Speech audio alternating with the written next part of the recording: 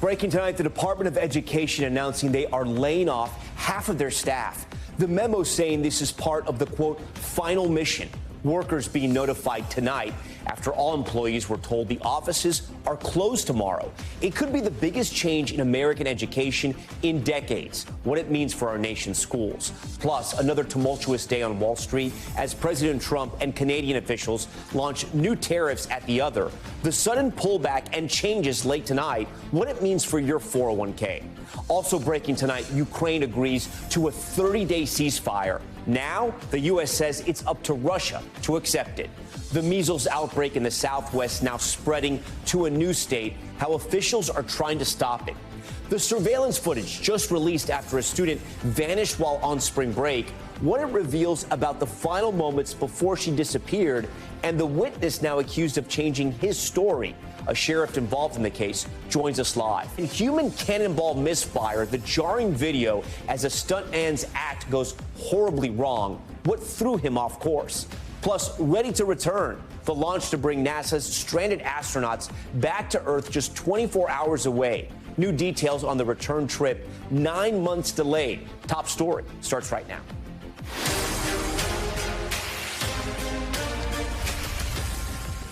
And good evening. We're coming on the air with breaking news at this hour. A massive shakeup underway at the Department of Education. The agency laying off 50% of the workforce. New video of staffers leaving the DOE after everyone in the department was told leave the building at 6 p.m. and not return tomorrow for, quote, security reasons. President Trump has vowed to close down the Department of Education, and this slashing of the agency is considered the first major step towards that. It comes amid a second straight day of chaos on Wall Street, fueled by the president's tariff threats, the Dow dropping more than 400 points, the S&P 500 falling a 0.75, and the NASDAQ also in the red just 24 hours after reporting its worst day since 2022. And take a look at this chart. It shows the S&P 500 ever since President Trump took office in his second term. It rose after his inauguration, but look at this, significantly tumbled since then, mid-February, with staggering declines today and yesterday. We will get to the latest on the stock market and the trade war in just a moment, but the big question tonight is, what will these massive layoffs at the Department of Education mean for schools across the country, and could it have a serious impact on student loans and other issues? NBC News senior White House correspondent Kelly O'Donnell joins us tonight to break down the latest. Kelly, I want to put the memo up for our viewers because I think the White House here signaled exactly what they're doing. If we can put this up for our viewers now, this is the first sentence. As part of the Department of Education's final mission, the department today initiated a reduction in force impacting nearly 50% of the department's workforce. Kelly, is this the end of the DOE as we know it? Well, certainly that is the vision of President Trump, who wants dramatic change among the federal workforce, and he wants the Department of Education to close permanently. It was originally started by Jimmy Carter back in the late 70s. It was funded by Congress and supported over these years. And while most education is handled at the state and local level, the federal department has been part of student loans. It's also about some of the programs that affect students who need help with meals and lunches, for those with physical disabilities, learning challenges, all those different kinds of things. And nationally, the Department of Education tracks performance of students. So it has functions that are different than your local school board. The memo went out, and it had a kind of ominous tone with security concerns tomorrow, telling the career workforce they should not report to work tomorrow. The political appointees of the Trump administration will be present tomorrow. I'm told that about 2,100 civil service workers from the Department of Education will receive by email their notices terminating their employment, and that will happen with an end date of March 21st. I've also been told that there will then be a schedule put together so those workers can come back to the office in a scheduled, orderly way to retrieve their personal effects if they've got family photos and files and personal things, as well as turning in their government equipment, like the laptop they're being instructed to take home tonight. They'll receive that email, presumably, on their government laptop if they are among those who are expected to be RIFT is the term, meaning reduction in workforce.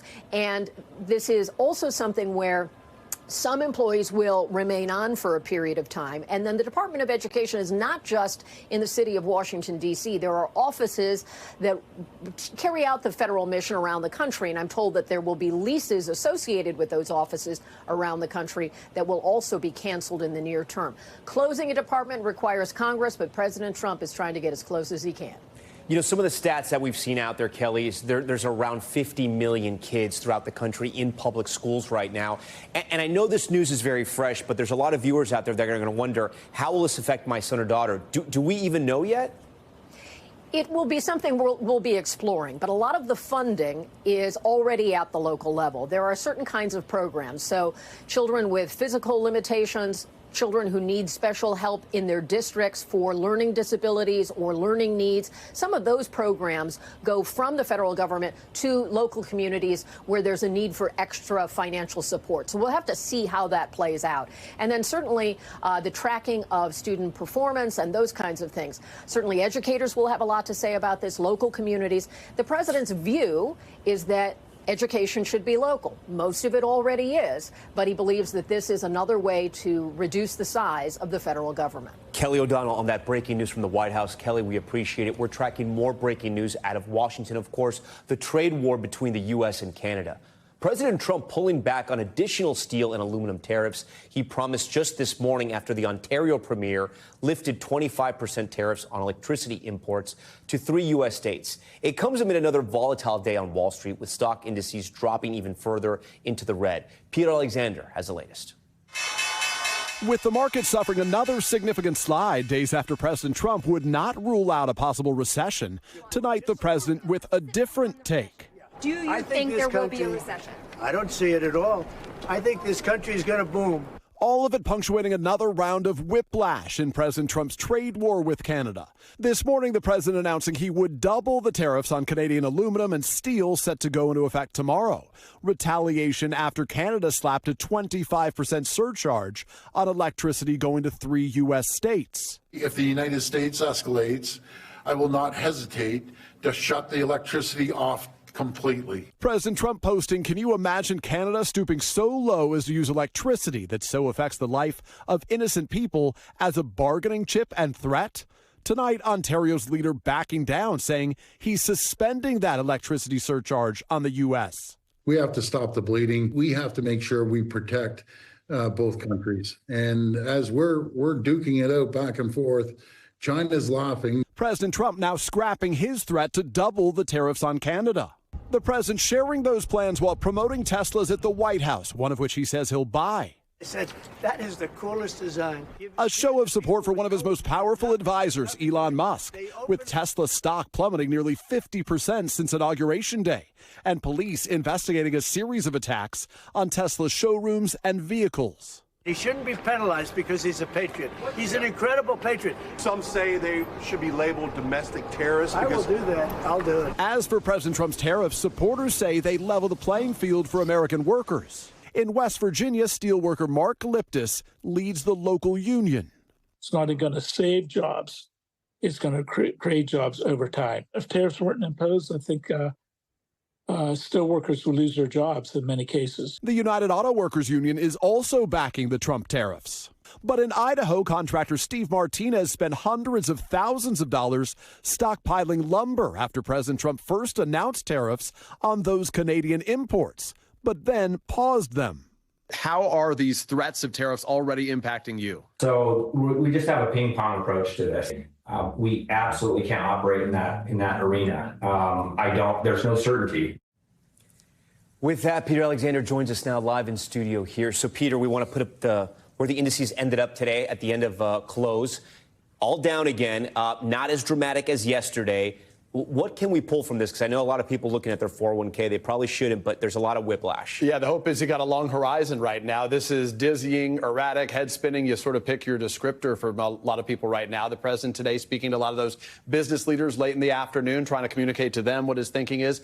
But I think, Tom, fundamentally the question for a lot of these business leaders, the people who ultimately, the investors who are involved in what happens with our markets going forward, they right now don't know how much pain, in the words of the president, how much of a disturbance he's willing to accept to get what he wants, which is to implement these tariffs as he believes is best for the country. And I know you also have some new developments on the CO to keep the government open. Yeah, this is the continuing resolution, a short-term stopgap spending bill here. It was passed late tonight by House Republicans. This avoids a government shutdown for, through September, if they can get the Senate to buy in. This was along party lines, one Republican voting against it, one Democrat voting for it. Again, though, now it goes to the Senate, where the Republicans there are going to need the help from at least 7 Senate Democrats in order to make sure we avoid a shutdown the next several days. Peter Alexander, great to have you in studio. Nice to see you. Yeah.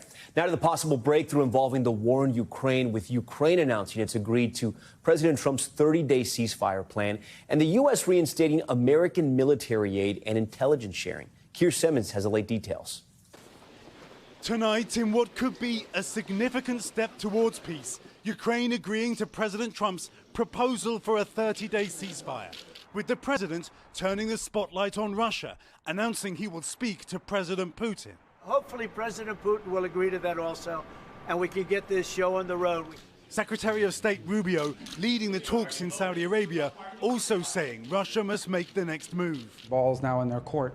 If they say no, then we'll unfortunately know what the impediment is to peace here. It's a reset for Ukraine, but at a cost. After that diplomatic disaster in the Oval Office, where President Zelensky insisted on U.S. security guarantees.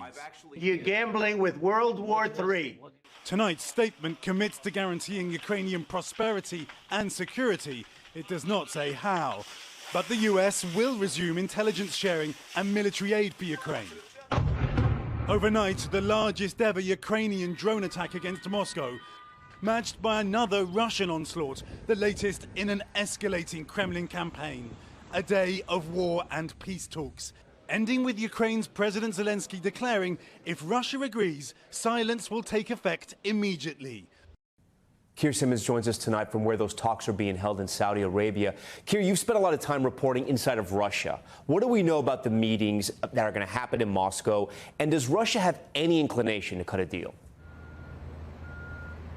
Oh, I can tell you for a fact, Tom, that President Putin is not inclined to agree to a deal that doesn't fit with his demands. And just think about this. He's been making those demands for years, since before his full-scale invasion of Ukraine. This 3 years of war is all about the demands that President Putin has, like, for example, Ukraine being neutral, like the weakening of NATO, the pulling back of NATO. So the question with President Putin now, and we know that President Trump's envoy, Steve Witkoff, who's already spent 3.5 hours with Putin, is going to go to Moscow for talks. The question with Putin now is, what will he do? How will he respond to this kind of demand on him now? And will he be able to manipulate things to kind of get some of the things that he's always said he wants? You know, whether Russia will agree depends on President Putin, and it also depends on President Trump's appetite to pressure him in the way he's pushed President Zelensky, Tom. All right, Keir Simmons for us. Keir, we thank you. Reporting tonight on that deadly midair collision at Reagan National Airport. The Secretary of Transportation calling for immediate changes to air traffic involving helicopters at the airport, as the NTSB revealed a startling number of close calls there before January's tragedy. NBC's Tom Costello has the details. 6 weeks since the midair crash between an Army helicopter and an American Airlines regional jet. The new Transportation Secretary today announced he is permanently limiting helicopter flights around Washington, D.C. And the FAA will roll out artificial intelligence to identify close call trends nationwide. We're going to make sure we've learned from this air disaster, and we're going to pay it forward so there's not other families that have to go through the pain and anguish of losing a loved one. It comes as the NTSB today reported a staggering number of close calls at Reagan National, with choppers flying down the Potomac River right off runway 33. Between October 2021 and December of 24, 15,214 close proximity events between planes and helicopters. 85 were very close, less than 200 feet vertical separation. And from 2011 to 2024, at least one automated cockpit collision avoidance warning every month. In more than half, the helicopter may have been flying above the 200-foot limit.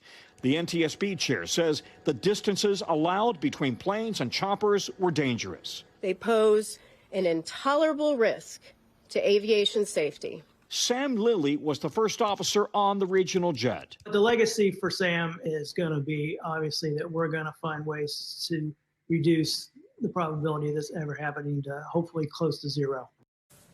Tom joins us tonight from Titusville, Florida. Tom, we learned about the traffic concerns, but there seems still to be a lot of outstanding questions about what ultimately caused the crash. When could we learn more? Well, the pieces are already coming together. And, you know, as is so often the case, it's not a single answer, it's multiple answers, especially on a crash. So we know, for example, that the pilots of that helicopter may have had bad altimeter data, bad data on their altitude. We know, for example, that there was a controller in the control tower doing the job of two controllers instead of one, handling both helicopter and also plane activity. And then we know that the chopper was flying above its designated altitude at a time that there's very congested traffic going into and out of Reagan Airport. So that's already in place. But the final report from the NTSB will likely not be probably until maybe the end of the year. They're going to probably do a public hearing, probably in September. That's the normal protocol. And in the meantime, the FAA and the NTSB are working with the Department of Transportation to try to do all they can now to address any potential helicopter plane conflicts, not just at Reagan National Airport, but at airports nationwide, Tom. All right, Tom Costello with that preliminary report tonight from the NTSB. We do want to turn to the latest on that deadly measles outbreak in the Southwest. Tonight, we've learned that the outbreak that originated in West Texas has spread to a third state now, with Oklahoma now reporting 2 cases of the virus. It comes as the outbreak in the Lone Star State continues to grow at an alarming rate. Look at this, Texas hitting 223 cases of the infection since late January, resulting in nearly 30 hospitalizations and 1 death of a child. For more on this, I want to bring in NBC News medical contributor Dr. John Torres. So, Dr. John, explain to us, why is this spreading so fast? So if we go back in time to 2000, measles was declared eliminated from the United States by the World Health Organization for one very specific reason: vaccines kept it at bay. Fast forward to 2025, you're seeing these outbreaks happen here. And nationwide, we're talking 278 cases over the last few months. And that's being attributed to low vaccination rates. And that's the main thing we're seeing here. Those low vaccination rates mean that measles can get into the community. Once it's in the community, even those who have been vaccinated, they can occasionally get it and spread it to other people. But the unvaccinated ones are the ones that are really doing this. We're seeing this pop up, and we saw that map in other states, not just by the cluster, right? You got places like California, Washington, other places like that. New York. How concerned should people be? So I think they should be pretty concerned at this point because of what we're seeing here. And if you go back to the beginning of the pandemic, today's the 5th year anniversary of the pandemic. Remember, it started in Washington State, and then we started hearing about cases popping up here and there, and all of a sudden we had this coalescence of cases across the nation. That could be repeated here if we, again, don't get this under control. And what experts are saying, it's going to take a concerted effort to get it under control, meaning vaccinating enough people.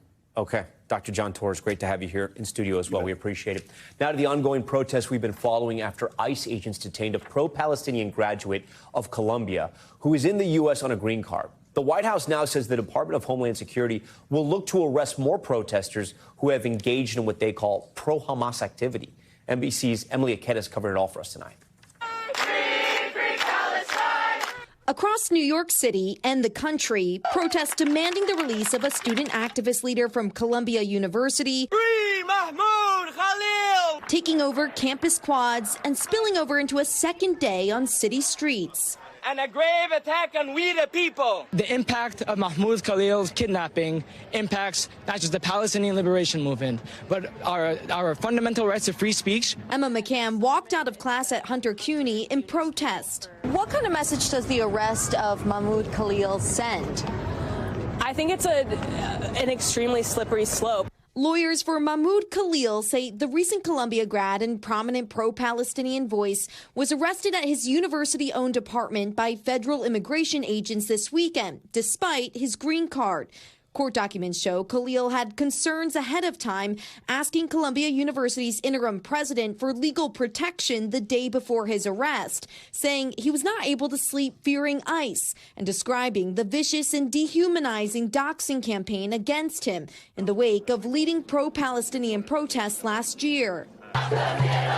Khalil's supporters say he was exercising freedom of speech, while the White House press secretary saying today he was arrested under the Immigration and Nationality Act. This is an individual who organized group protests that not only disrupted college campus classes and harassed Jewish American students and made them feel unsafe on their own college campus, but also distributed pro-Hamas propaganda, flyers with the logo of Hamas. The White House now warning Khalil's arrest will be the first of many. While reaction has been mixed among Jewish groups, the Columbia Jewish Alumni Association supporting the Trump administration's recent efforts, writing in part, Khalil has spent over a year abusing the privileges this country and Columbia gave him. He faced zero consequences until now. I welcome the idea that the policies of the school will be enforced, and it remains to be seen if that's true.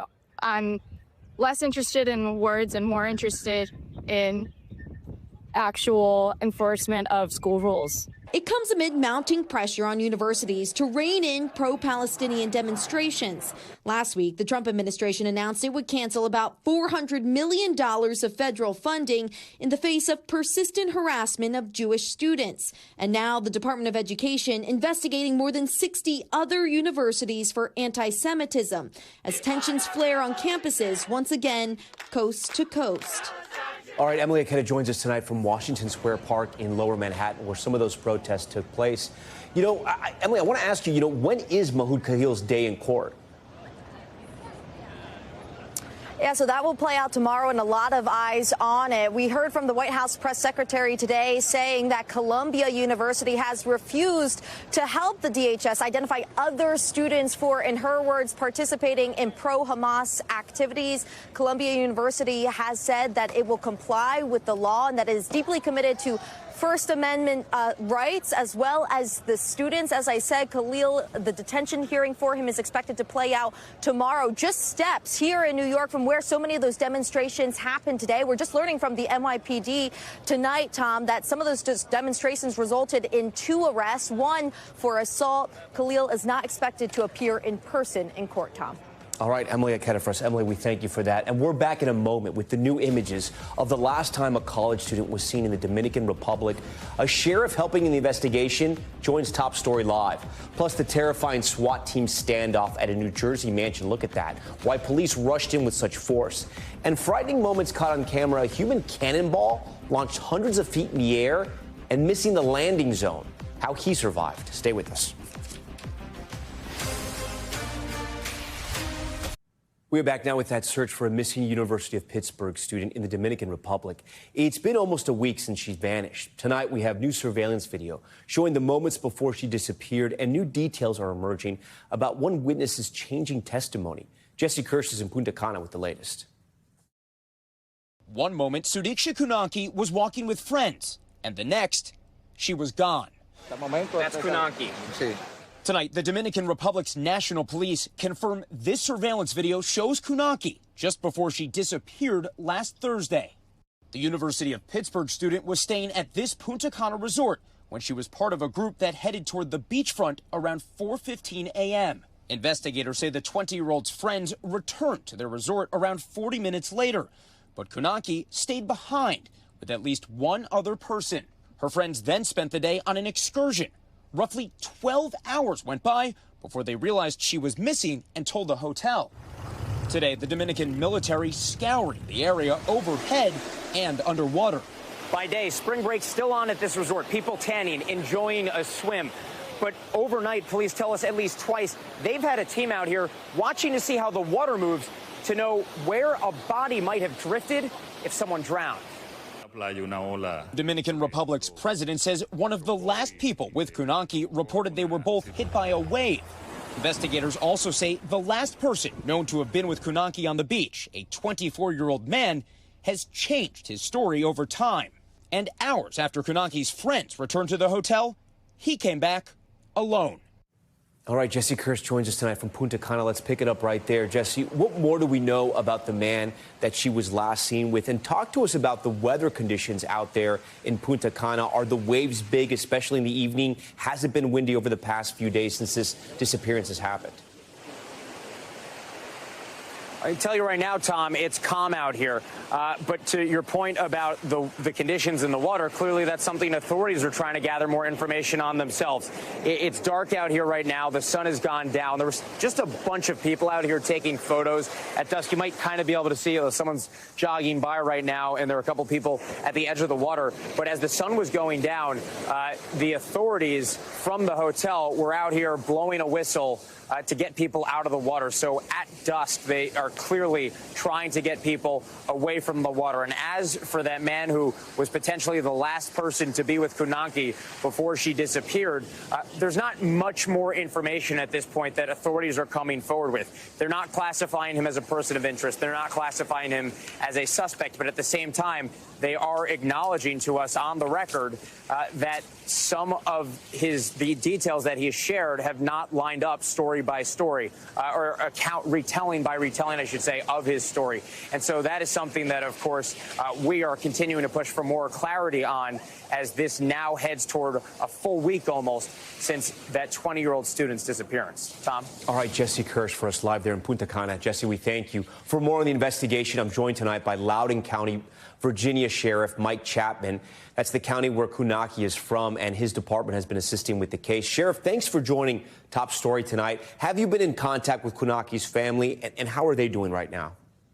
Yes, as a matter of fact, we met with them today. We had our detectives meet with them, and they're holding up as good as can be expected under these very, very difficult circumstances. We're working very closely with the FBI. The FBI has been taken over, actually, as the U.S. lead on this, and they're going down. Obviously, they're working down there with investigators from Dominican Republic. But we as well are sending our own detectives down there because we want to make sure when we're communicating with the family here that we're getting the information firsthand, we're giving them the best information possible, and that we're not missing anything. We want to make sure that we're not leaving any stone unturned. Talk to me about the sign that the FBI has sort of taken over at least the U.S. part of this investigation. Does that give you any sort of optimism? Does it complicate matters? Talk to us about that process. Well, it doesn't complicate matters. There's a lot of cooks in the kitchen on this. We first reached out to the State Department, talked with them. We had HSI, DEA. We had a lot of folks, FBI, especially from the start. And it kind of whittled down to where the FBI took over as the main U.S. investigator on this, and rightly so. And we're working with them. We're on a task force with them. So to make sure that we're getting the information correct, we decided to send our own detectives down there with them so that we're not missing anything. We want to make sure we're not, we're getting the information firsthand. Some of the information that we've gotten so far has been a little disjointed, inconsistent, and we want to get it firsthand. So we're doing that. We also work with the Interpol to put out a yellow notice in case she does travel to another country. We'll be able to pick her up there. We're still holding out on the hope that she's alive, and we're going to do everything in our power to bring her back. Have you been able to speak to her? Have you heard any of the witness statements from her friends that were with her that night in those final moments? I have, but they've been secondhand, and that's our concern. And being down there, because you have a lot of folks that are engaged in this, from not only law enforcement personnel, military personnel, people doing the search down there, other people that are involved, different witnesses, and some inconsistent statements. So what we wanted to do was to make sure that they get clarified, and that we get them clarified. We want to make sure that we get them right, and to do that, we feel like the best thing to do is to have the FBI engaged full force with them down there with the Dominican officials and us alongside, so that we're getting the information firsthand and can act on it appropriately. We've been playing that surveillance video that has come out, right, which shows maybe the minutes before they got out onto the water here. What stands out for you in this video? I'm sure you've looked at this frame by frame.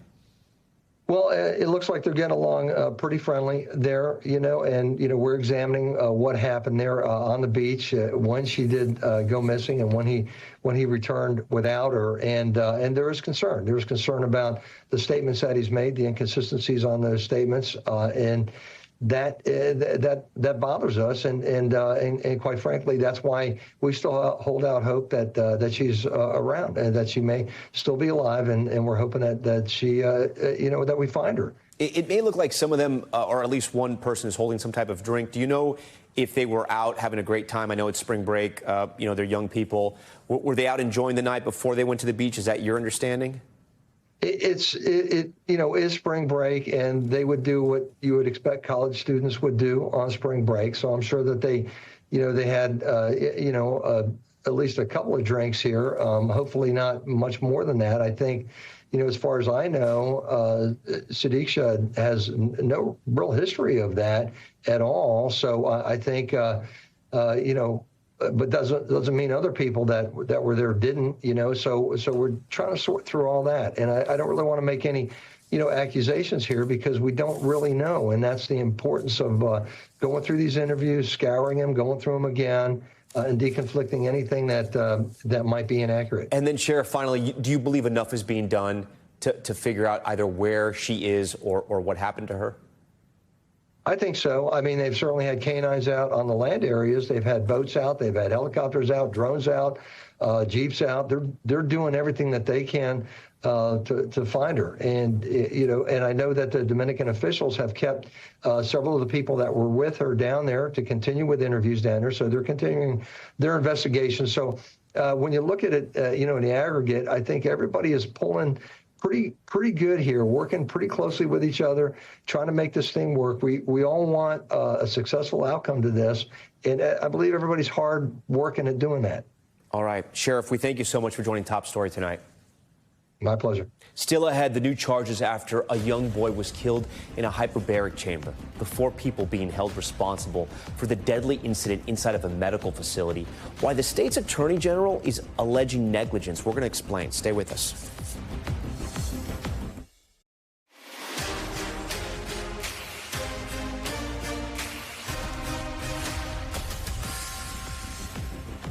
All right, we're back now with Top Story's news feed and an update. 4 people have been charged in connection to the hyperbaric chamber death of a 5-year-old in Michigan. The child, Thomas Cooper, was receiving treatment at a facility in suburban Detroit when the chamber exploded. 3 employees now charged with second-degree murder. A 4th person charged with involuntary manslaughter and falsifying medical records. The state's attorney general saying the facility disregarded vital safety measures, including not performing daily maintenance checks or yearly inspections, not having a doctor on site, and not having a licensed technician perform the treatment. A shocking SWAT standoff in New Jersey after a man shot his 2 neighbors and himself. Video shows SWAT teams blasting the doors off the shooter's home after he barricaded himself inside with victims for more than 2 hours. Authorities evacuating nearby residents during the dangerous situation. Police eventually making their way inside. His 2 neighbors did survive but remain in critical condition. The gunman died from a self-inflicted gunshot wound. And video capturing a human cannonball stunt going terribly wrong at a Southern California fair. Cell phone video capturing stuntman Chachi Valencia, known as Rocket Man, launching out of a cannon, and you see what happens there, bouncing out of the safety net meant to catch him, landing on the ground. Valencia suffering a broken wrist and ribs, likely needing surgery. He says a large gust of wind blew him off course, causing the rough landing. And the wreckage of a ship that went missing more than 130 years ago has been found about 60 miles off the coast of Michigan. The Great Lakes Shipwreck Historical Society sharing video, look at that, of the vessel 600 feet deep on the floor of Lake Superior. The 318-foot ship was one of the first entirely steel vessels on the Great Lakes. It sunk in August of 1892, killing 27 people on board, but leaving 1 survivor. All right, next tonight, the new reporting out of Washington. A former Department of Justice official says she was terminated 1 day after refusing to restore actor Mel Gibson's rights to carry a gun, a request from the Deputy Attorney General's office. The actor, who is a vocal supporter of President Trump, lost the right to gun access after a domestic violence misdemeanor in 2011. Federal law bars people convicted of crimes from owning or purchasing handguns. However, new leadership in the Justice Department has signaled they have planned to change that. 2 law enforcement officials telling NBC News, quote, no system has been set up to review and approve gun rights restoration applications, but there have been talks to have the Attorney General immediately begin restoring rights to a preset list of people in the meantime. Our next guest is at the center of this, joins us now tonight, former U.S. pardon attorney Liz Oyer. Liz, we thank you for joining Top Story tonight. Your spokesperson said you were not given an official reason for termination. So walk me through why you believe you were fired. Thank you very much for having me, Tom. I was not provided with any reason to explain why I was fired. I was given a very brief memo stating that I was terminated effective immediately. But what happened the day before was that I was involved in the situation that you described at the start of your segment, in which I had been asked to make this recommendation to the Attorney General to restore the firearm rights of Mr. Gibson, and I declined to do so. And I had a feeling at the time that not processing that request and not making that recommendation that was being asked of me was something that was likely to have the result of, if not, ending in my termination, something that would likely get me excluded from further conversations on that issue in the Department of Justice. Liz, a lot of our viewers probably are not familiar with your role or how a pardon attorney works. Talk to me a little bit about how long you've been in that role in the department and what inside of you compelled you to say no when asked of this request. So the role of the Office of the Pardon Attorney is one that's not necessarily widely understood. The primary function of the office and what it was created to do is to provide advice to the president about granting clemency to individuals who are seeking second chances. The function of the office is to ensure that people who do not have political connections, who do not have access to the White House through the front door, who can't afford pricey lawyers and lobbyists, that those people can still have the opportunity to get their cases for clemency in front of the president. So can I pause you right there? Yeah, so sure. Someone like Mel Gibson is usually not on your radar. That's right. There are certain people who are always going to be able to make their case directly to the president or to the attorney general for some kind of relief. And the function of my office is to ensure that those who don't have that kind of direct access aren't marginalized from the system, that they still have a chance to be heard and have a chance for their cases to be considered. And then what happened with the Mel Gibson paperwork, or the request, I should say? So the request began as one to identify regular citizens who might be eligible for this type of relief that the Attorney General wanted to begin providing. And I made a number of recommendations about ordinary citizens who had been extensively vetted, who had committed nonviolent crimes many, many years ago, who I believed could be suitable for that type of relief because they had been through an extremely thorough background investigation, the type of investigation that you would have to go through to get a top secret security clearance. And at the last minute, I was told, please add Mel Gibson to this list of people that you are recommending. And what happened then? What did you think?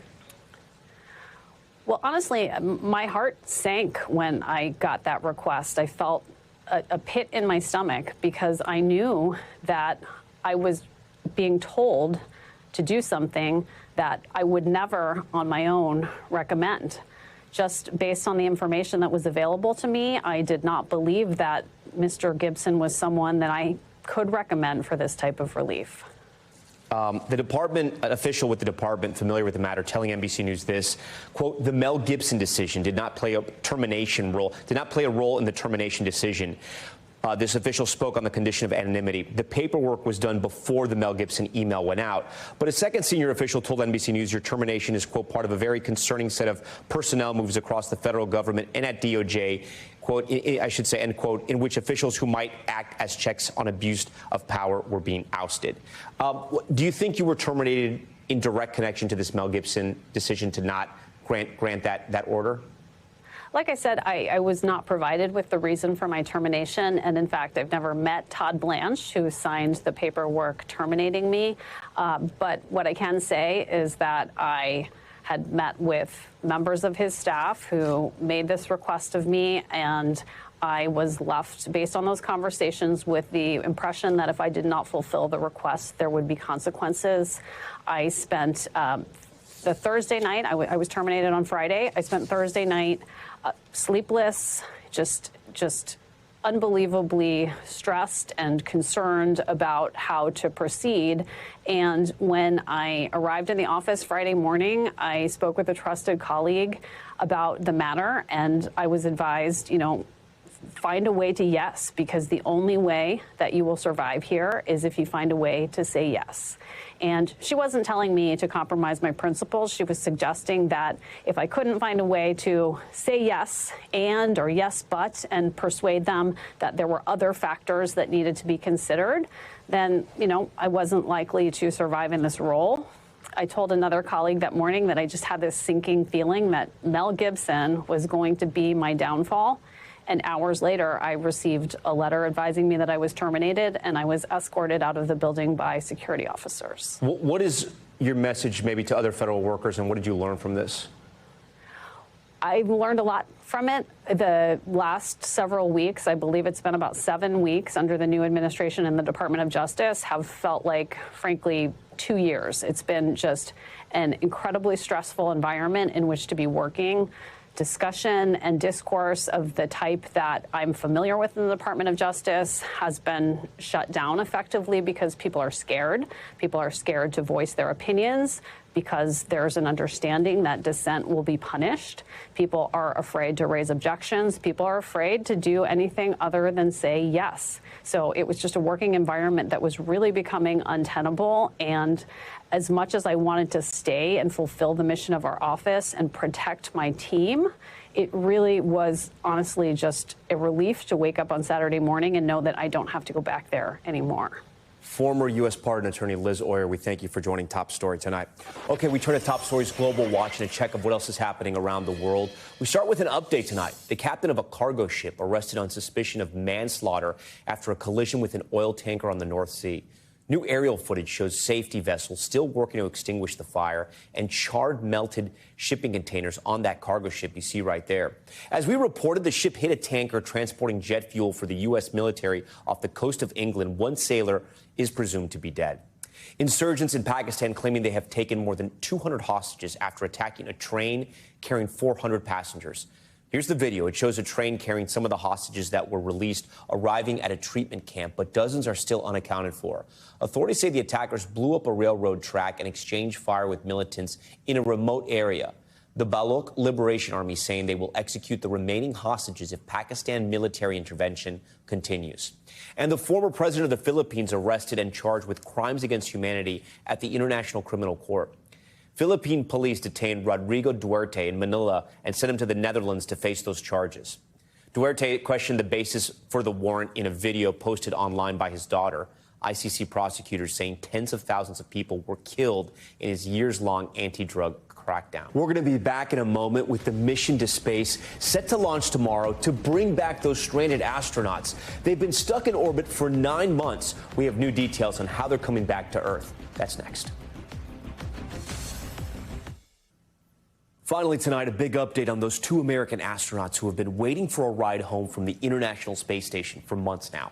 A rocket sitting on a pad in Cape Canaveral, Florida, making final preparations to launch as early as tomorrow, starting the beginning of their mission home. NBC's Marissa Parra has the latest. Ignition and liftoff. NASA astronauts Butch Wilmore and Sonny Williams, who blasted off to space last June, are finally about to get their ride home.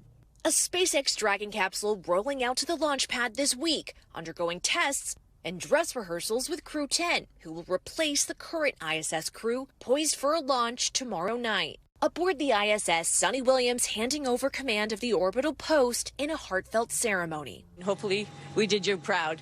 To next commander, Alexei, thank you for your za druzhba, za komandirovka. Butch ringing the bell as they begin preparations for their ride home. That moment coming almost 9 months later than planned. Let's get going. When the veteran astronauts launched the first ever Boeing Starliner mission to the space station last summer, they expected to only be on the station for a 10-day training mission. But a series of technical problems with Starliner, including helium leaks and thruster issues, left NASA with a tough decision. Days turned to weeks and months before NASA decided in August to have Starliner return uncrewed and have the astronauts hitch a ride with the previously scheduled SpaceX Crew 9. And while they waited, the veteran astronauts stayed busy with hundreds of experiments, 3D printing, and spacewalks, Williams even setting a record for the most spacewalk time by a woman, a staggering 62 hours and 6 minutes. But the politics of Earth even infiltrating that tranquil orbital outpost. We're coming up to get you. I've authorized Elon. I said, can you get him out? Because, you know, they've been left up there. The president suggesting they were, quote, virtually abandoned in space by the Biden administration. Elon Musk echoing those sentiments. They're left up there for political reasons, which is not good. The astronaut duo was asked for their thoughts from over 250 miles above. From my standpoint, politics is not playing into this at all. We came up prepared to stay long, even though we planned to stay short. That's what we do in human spaceflight. Now eager for their next journey. And we'll be coming home, riding the plasma, splashing down in the ocean. So that's what we're looking forward to. NBC's Emily Akeda asking about their extended stay at a virtual press conference. What has been the most challenging aspect about the changing timeline in space? Hey, thanks, Emily, for that question, because immediately it brings to mind family and all the people on the ground who support us. The thing they miss most? Their families. Heartfelt posts by Wilmore's daughter showing the impact of missed holidays and family moments back on Earth. I miss him so much, and I cannot wait for him to hug his neck and see my sister graduate high school. Butch and Sunny telling them to hold on just a little bit longer. Say, hey, we're coming back before long, so, you know, don't make all those plans without me. Marissa Parra, NBC News. Our thanks to Marissa Parra for that. In a programming note, we will have live coverage of the launch tomorrow night right here on Top Story. We thank you so much for watching tonight. I'm Tom Llamas in New York. Stay right there. More news on the way. Thanks for watching. Stay updated about breaking news and top stories on the NBC News app or follow us on social media.